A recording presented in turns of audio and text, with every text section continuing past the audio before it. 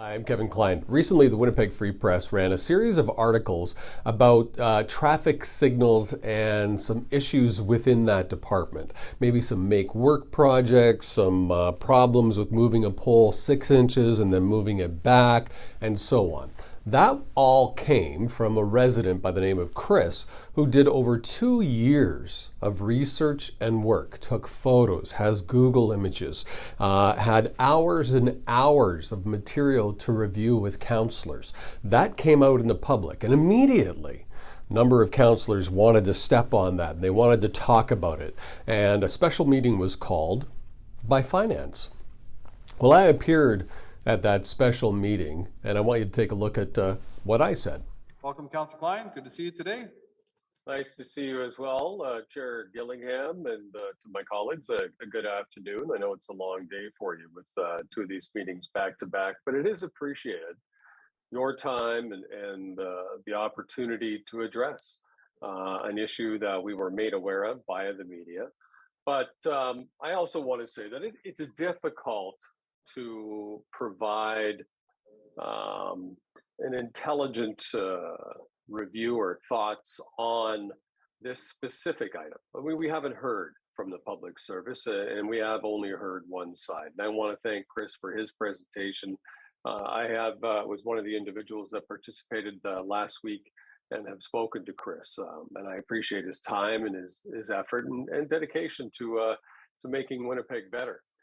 However, I really believe this is a bigger issue than a single division or branch, and it certainly is not the responsibility of just one person.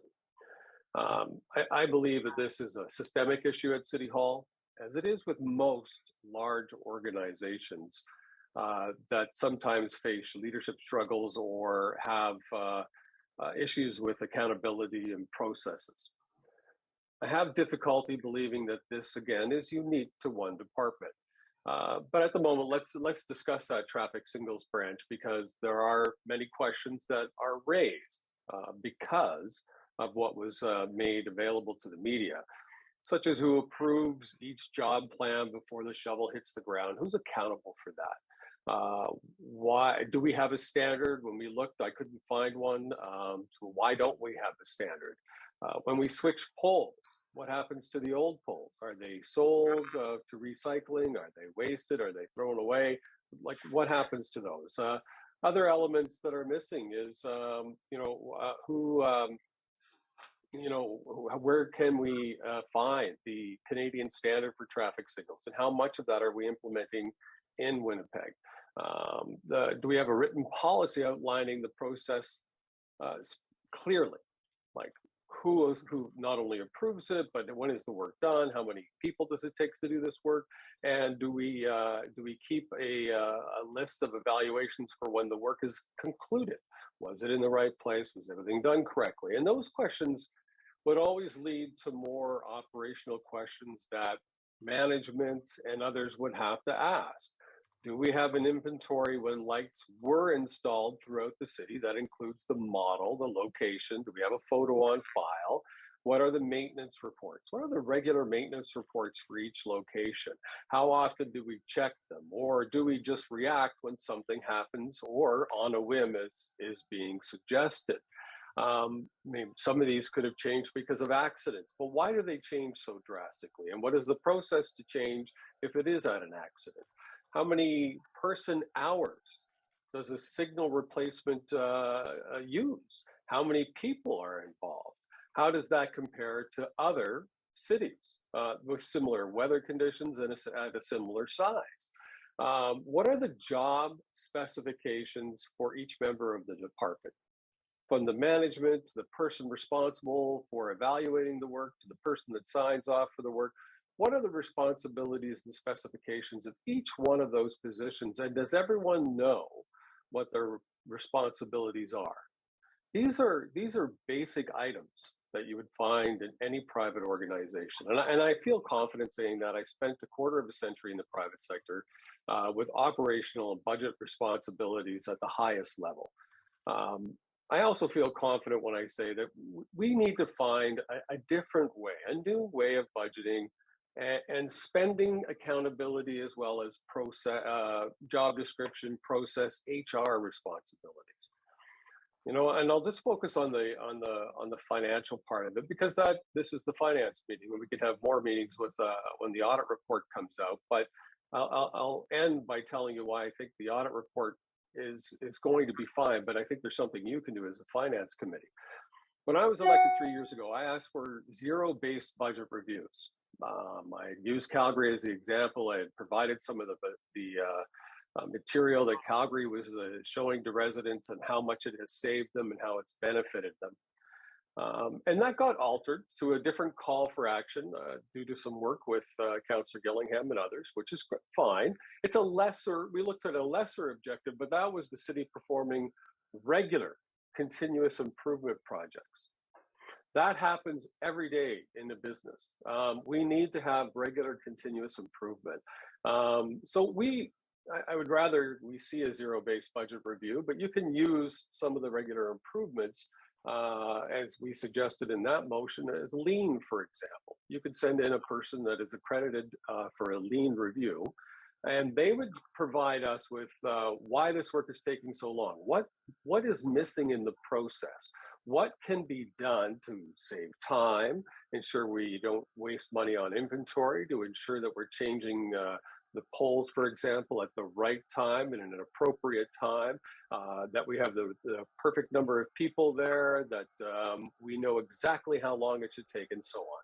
So I would urge my committee members, or not my committee, but your committee members, to take the time to borrow a lean trained expert. And I have talked to a few that work for the city of Winnipeg.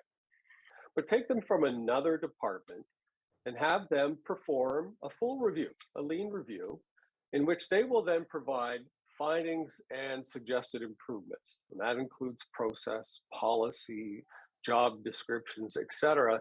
But it also includes tax dollar savings. And they can tell you specifically how much each change in the process will save you, and where that will save you.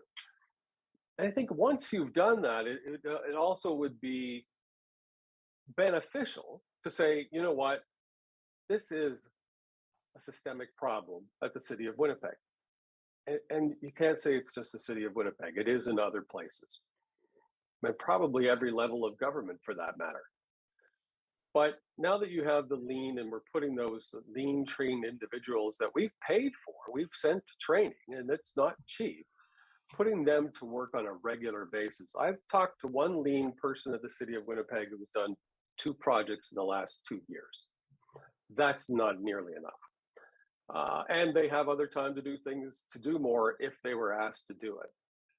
So I would ask you to maybe implement at the same time a lean review in departments that you would choose. I'm not going to tell you which ones, and I don't think anyone should tell you. You're the committee responsible for it. So, but pick other departments or branches, if you will, to run lean reviews so that you can see if we are using our time, taxpayer money wisely. Is it effective? Is it efficient? What can we do that will not only improve the end result, it will improve the process, it will improve the time spent for employees, and it will improve our spending. I think that that's what's important here. I appreciate the fact that we needed to talk about this and that we had to take action, and I will compliment you all for taking that action. But I think we now need to look at this as one item that could lead or may already be in place in several other departments, not because they don't want to work, not because they are bad people, but because over time, when you're not doing lean reviews or zero-based budgeting in an organization this size, it gets missed. So I would like to see committee members do that. I don't think you can do that today, but I would really urge you to look into that. I'd be happy to talk to anybody about it and try to be a part of it and discuss the lean reviews, how they're done. I have examples of some from the private sector that if I can get permission to show you, you would see the benefit of them. But that's up to us as a council to hold the public service accountable when doing those reviews, and hold them accountable by saying you're going to do X amount of lean reviews and you're going to have them back to council on selected dates, or either the committee, the committee would review them and go to EPC, and then it would go to council. So I'm hoping that today's discussion will open up that discussion of saying, let's not just focus in on one department and things that have happened in one department. Let's look at processes, policies, and areas of improvement throughout the city of Winnipeg. I appreciate the time today. Thank you. Thank you very much, Councillor Klein. Any questions at all? Councillor Schreier. Sure. Thank you, Chair Gillingham, and thank you, Councillor Klein. You've been consistent throughout your term on these issues, and then this springs up. Now, I have to say, I didn't want to be on the Executive Policy Committee in the first place because very specifically, I knew it would work for me because of the lack of accountability on construction costs, which we still to this day, 7 years later, do not understand because we're not given an accountability. So here we are on a micro level here. When I mean micro, I don't mean it's trivial. No, it's very specific. So you're talking about you can't solve a bigger issue without dealing with the issues within it, which is what you're talking about. And thank you very much for your itemization, your specific itemization of the questions we need to ask ourselves and ask the administration before we can even understand what we're doing. So thank you, Councillor Klein. But you're talking about doing, I'm getting a greater appreciation of your zero-based budgeting and your lean review. You said we could, this committee could do something about that.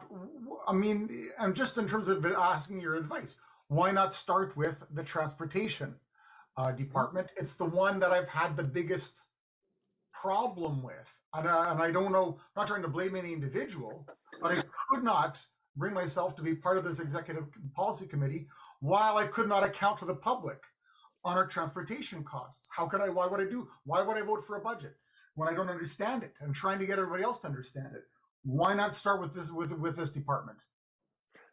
I see no problem with starting with this particular division of the department. When you're doing a lean review, you're looking at the processes. You're really investigating how much time is spent. What is the distance from point A to point B that's traveled? Do they have to go back and forth for a poll? How many times do they have to revisit the site? How many hours is spent waiting? How many hours is spent changing those polls, and all of that. Do we have to wait for inventory? Are we buying the right inventory? Are we using it?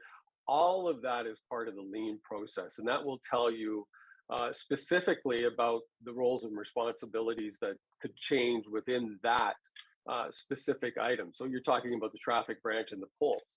The zero-based budget review, as Calgary, and you can look on Calgary's website, they did have information on it. They do tell you what they've saved in many departments, allows you to go through all the spending. And when you do that, you'll get to a department where you may see some expenses and say, well, why is this consistently the same? Or why is this, how many times have we all heard at the end of the year, a government, and I'm not saying us, I'm just saying in general, right?